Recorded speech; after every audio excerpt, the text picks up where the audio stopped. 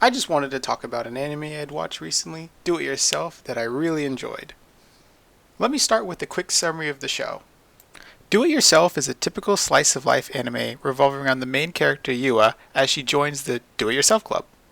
Yua and her childhood friend Miku are starting their first day of high school. They had both planned to enroll in a prestigious prep school. Unfortunately, Yua did not make the cut and had been accepted into her secondary choice.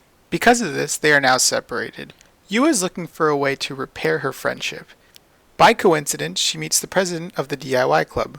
Wanting to thank her for helping her earlier, she visits the club room. One carpentry project later, Yua learns the fun of DIY. Thinking this could be a way to help repair her relationship with Miku, she decides to join the club. The show continues as Yua tries to recruit members and work on DIY projects with her friends. I want to talk about some parts of the shows that I really like, so warning for spoilers. First, I want to talk about the setting. Taking place in the near future, we see drones, automated buses, and robots are commonplace. The show highlights how substantial technology is. The prep school UU Vocational High towers above Gata Gata Traditional High School. But in many of the scenes, you can see Yua having fun in her home with her pets in much simpler and mundane things. While Miku, on the other hand, has a butler that is always constantly asking for operating system upgrades. And of course, we have the DIY club that involves handiwork over technology. Most of their projects involve wood and power tools. Eventually, they do use a computer to draft up some blueprints for their final project, the treehouse. What I really like most about it is that both sides are appreciated.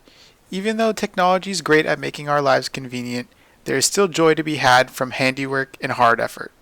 Another part of this show that I really like is that it's informative. I have a soft spot for informative shows because I think it's interesting when they cover different hobbies that people really are passionate about. Learning about the details and how it's done is always fun for me. Seeing the characters enjoy themselves making crafts makes me want to do DIY projects, and I just love that. I'm going to talk about each of the characters and what I like about them. We'll start with Yua. The thing I like most about her is how easygoing she is. No matter what the situation or what has happened, she's always looking at the positive side of things. For humor's sake, her clumsiness and how she always gets injured each day is pretty funny. I like how her and the doctor have a perfect attendance record. I also really like how thoughtful she is. She's always thinking about her friends in the club and how she can make sure that everyone else is having as much fun as she is. What I like about Miku is that she likes Yua just as much as Yua likes her. As you can see in some of their flashbacks, Miku is always looking out for Yua, kinda like a big sister. Because of the enrollment, Miku becomes a tsundere, cold towards Yua even though all she wants to do is hang out with her. Over the course of the show, she eventually warms up to the rest of the group.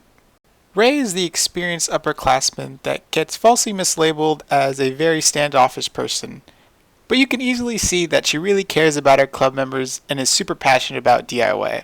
And even though she seems like a super tomboy, I think it's really funny that she's a big fan of girls manga. I don't have much to say about Takumi. I just like that she follows the same trait as all Glasses characters, that she's a really big fan of novels. Juliet Queen Elizabeth VIII, or Joboko-chan, I do actually have a couple of things to say about.